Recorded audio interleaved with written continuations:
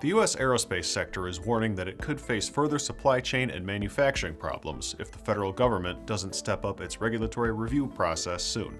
At issue, Reuters reports, are new soot emission standards for aircraft engines. The rules aren't scheduled to take effect until 2023, but industry group the U.S. Aerospace Industries Association warned that its members will need clarity on what the regulations will mean long before that deadline. The aerospace sector, which was slammed by the decline in air travel during the COVID-19 pandemic, is now dealing with the same supply chain issues affecting many other industries. Any unnecessary regulatory delays, the group warned, would generate additional uncertainty and could impact the broader aerospace supply chain and subsequent airline deliveries. The rules were developed by a United Nations Council but must be enforced by individual governments, including adoption by 2 agencies in the U.S.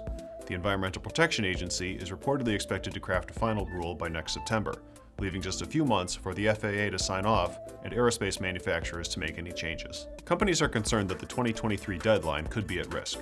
Europe's Civil Aviation Authority, meanwhile, is already moving forward, potentially jeopardizing the competitiveness of U.S. engine makers, such as GE and Pratt & Whitney. Company officials encourage the government to accelerate its rulemaking procedures, but executives are reportedly also considering seeking approval from Europe.